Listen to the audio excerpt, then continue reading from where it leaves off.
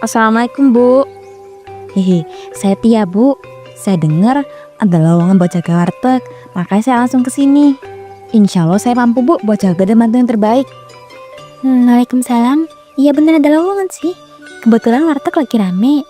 Jadi ibu butuh tambahan orang. Kalau gitu saya bisa Bu.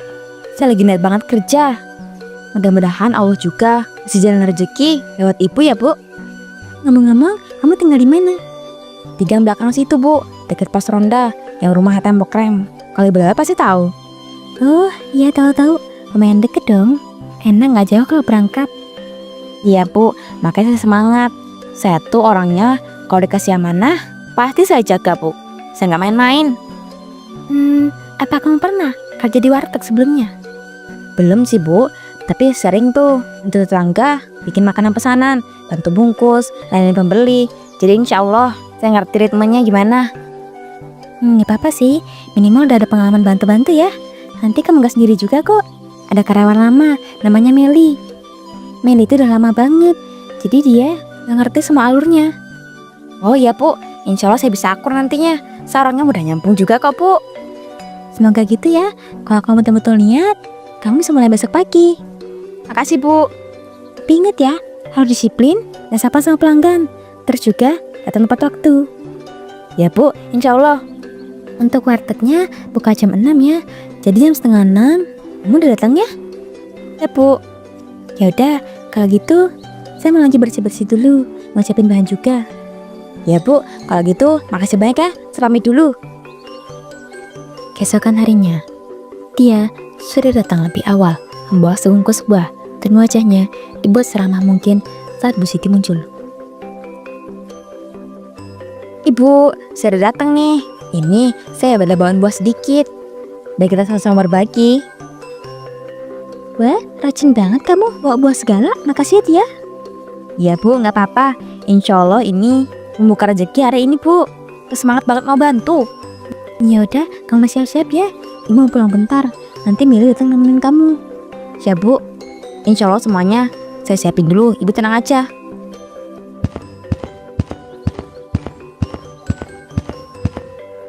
Assalamualaikum. Pasti Tia ya? Waalaikumsalam Kak Meli. Iya aku. Hehe, akhirnya ketemu. Senang banget bisa kerja bareng Kak. Saya juga seneng. Semoga kita cocok ya. Udah makan belum kamunya? Belum Kak, tapi gak apa-apa kok. Ya dari tadi bantu-bantu dulu. Nanti aja makannya. Kerja dulu, hehe.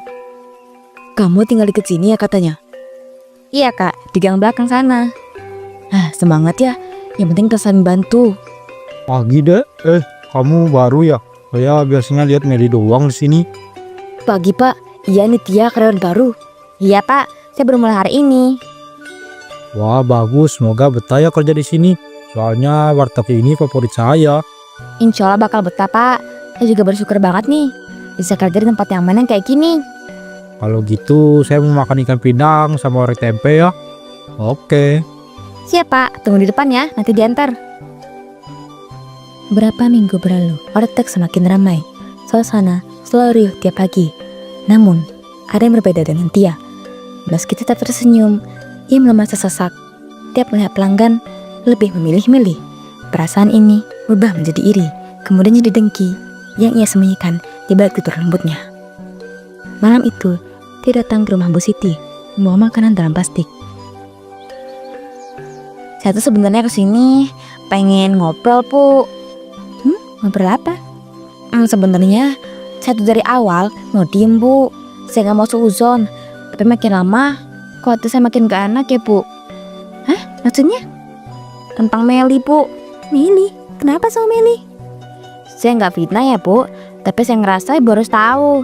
Soalnya warteg ibu kan warteg yang bagus tuh kelihatannya. Iya, tapi apa hubungannya?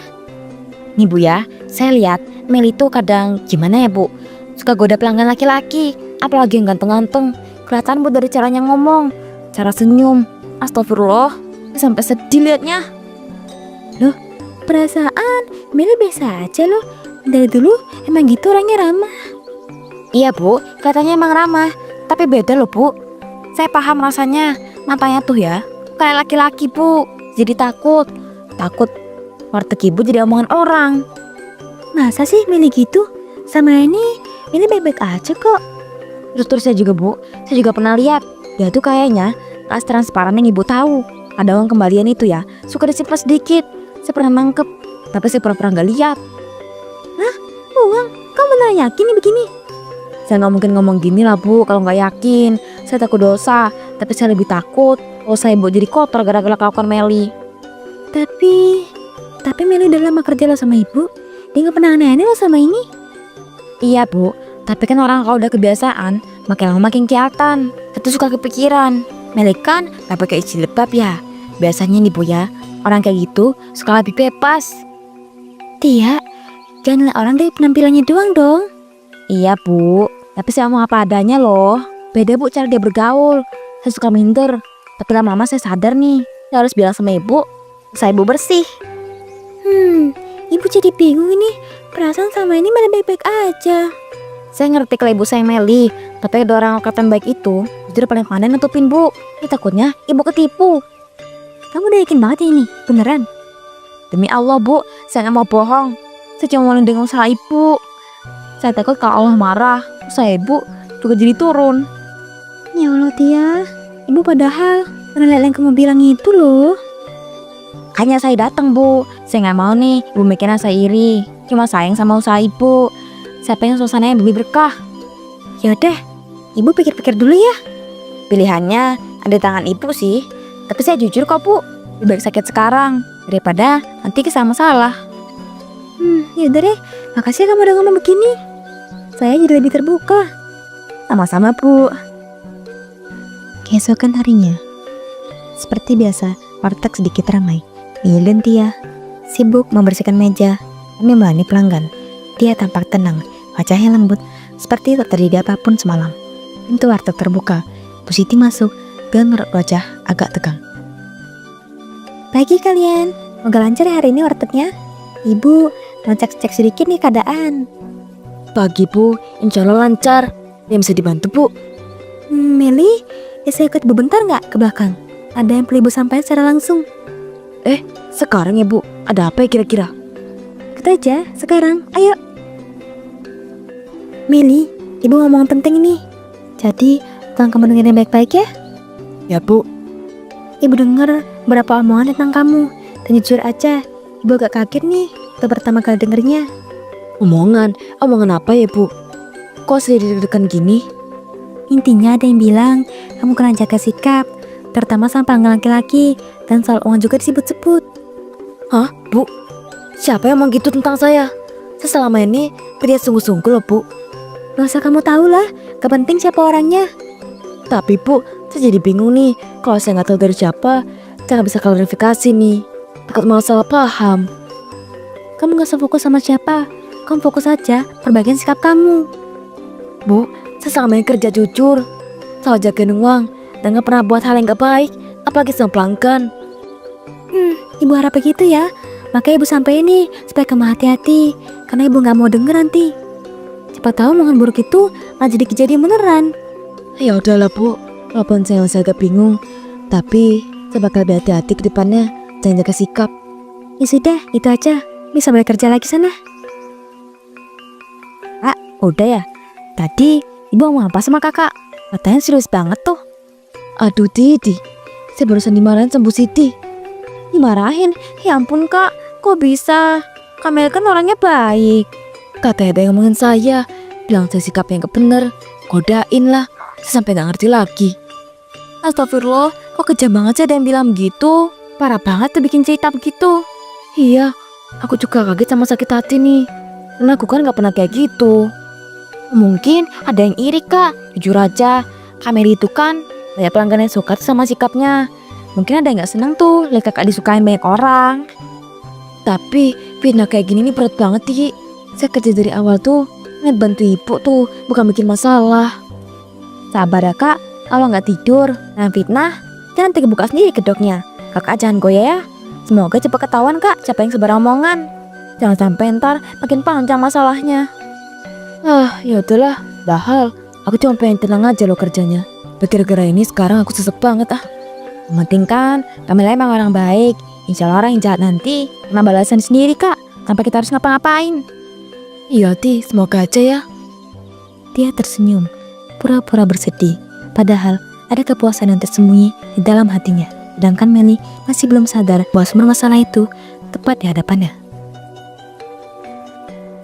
Beberapa hari kemudian, suasana hati Meli masih agak berat dari hari-hari sebelumnya. Warteg sudah mulai bersihkan ketika Bu Siti datang siang itu. Oh, begitu. Baguslah. Besok kau sama Meli bisa bantu lagi ya? Bisa kan? Saya masih ada acara lagi nih di rumah. Insya Allah bisa Bu.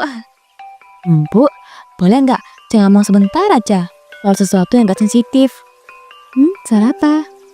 Saya ngomong ini karena saya merasa tanggung jawab sama tempat ini Bu. Sama Ibu juga. Bukannya jelek. Iya, bilang aja, saya denger.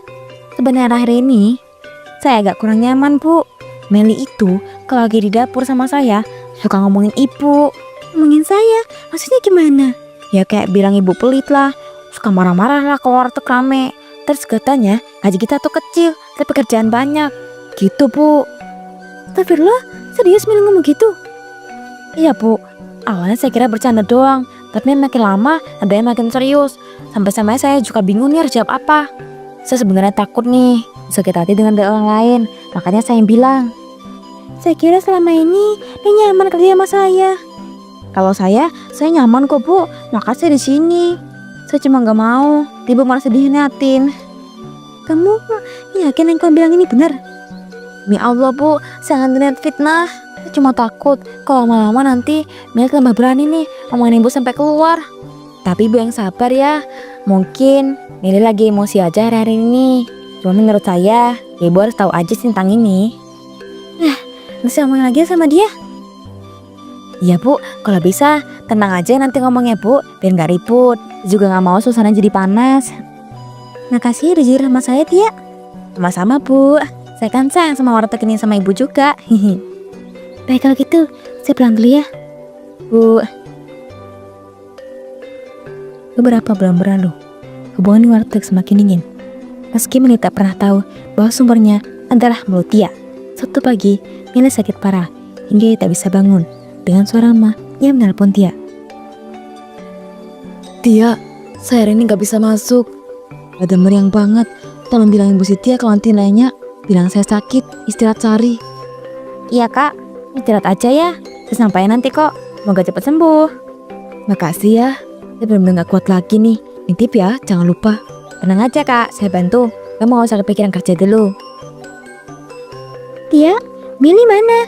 Saya jam segini udah datang bantu nih. Aduh Bu, saya kurang tahu ya. Tadi pagi juga gak lihat. Kayaknya dia sekarang udah mulai gak niat kerja lagi deh. Maksud kamu gimana? Iya Bu, akhir-akhir ini dia juga udah sering ngeluh Bu. Ngomong kalau capek kerja di sini. Bilang kayaknya mau cari tempat kerja yang lebih enak. Saya juga bingung jawabnya. Astagfirullah, jadi sekarang si Kamila semakin gitu ya? Beneran ini? Iya Bu, saya cuma bilang fakta loh ini, gak tuduh-tuduh. Dia rasanya tuh makin kesini makin males. Kayak gak ngehargain Ibu gitu loh yang udah baik sama ini. Selama muak sama dia. Sambilin saya tahan. Tapi kalau begini caranya, saya juga udah sabar Bu. Apalagi saya baru di sini kan. Tapi kok ya rasanya dia tuh suka ya kalau saya bantu warteg. Kayak anggap saya saingan loh. Padahal saya juga mau bantu. jadi dia juga iri sama kamu ya? Kayaknya begitu Bu. Kelihatan banget nih dari sikapnya hari ini nih. Saya cuma takut bikin Ibu kecewa aja kalau saya diem aja. Awas saja ya tuh anak. Samperin rumahnya. Bisa pecat sekalian. Latihan terbaik menurut Ibu, saya dukung sih Bu. Daripada wartegnya gak kondusif nih, gara ada orang yang hatinya kotor. Iya kayaknya saya rasakan hari ini juga. Malam itu, setelah semuanya terjadi, dia pulang dengan langkah ringan, wajah yang berbinar. Begitu sampai kamar, ia tertawa kecil penuh kemenangan. Akhirnya berhasil juga. Gampang banget sih ngatur-ngatur orang kayak Bu Siti. Tinggal ngomong manis, bawa nama Allah, langsung percaya aja. Apalagi si Meli tuh terlalu polos, pantas aja kalah. Dia memeluk bantal dengan wajah puasnya. Tapi tiba-tiba lampu kamar berkedip, lalu padam dengan total. Tiba-tiba seperti ada sesuatu yang bergerak. Dia mundur, tubuhnya mulai gemetar. Loh, ada apa nih? Jangan macam-macam. Tiba-tiba, ia merasakan seperti sebuah tangan yang dingin dan kuat mencekam leher Helmi. Tiba-tiba ia merasakan sebuah tangan dingin dan kuat mencekam lehernya dari belakang. Nafasnya tercekat, matanya melotot. Lepasin, aku gak kuat. Napas dia pun berakhir di sana. Tubuhnya terkulai lemas, jatuh tak sadarkan diri. Besoknya, warga heboh. Tia dikabarkan meninggal. Rumah Tia pun ramai didatangi tetangga dan ambulans. Itulah akhir dari Tia. Terkadang, lidah yang sedang memfitnah akan lebih sedam. Kadang, lidah yang sedang memfitnah akan lebih tajam dari pisau. Dan Tuhan lalu punya cara untuk mengembalikan kebenaran pada tempatnya.